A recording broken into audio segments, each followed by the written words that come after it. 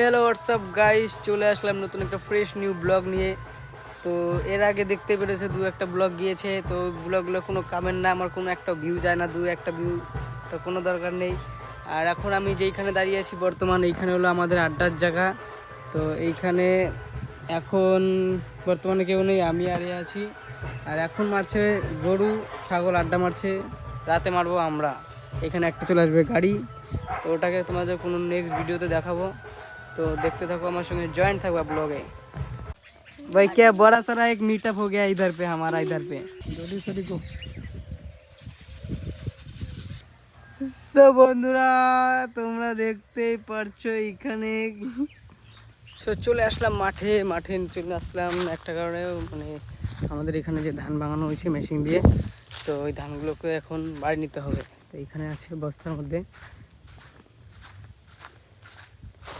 তো এইগুলো কি ভাঙছে পরে এখানে ধান, তো এখানে ধান রেডি করা আছে।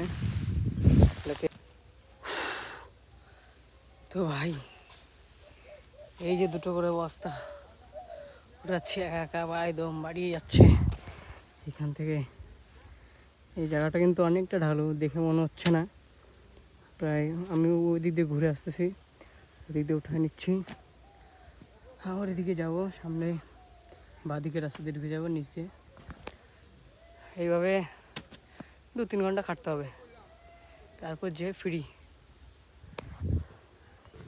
সো গাইস ফাইনালি ধানানা কমপ্লিট। তো ধানগুলো আমরা রাখলাম কোথায়, এই যে এখানে রেখে দিয়েছি।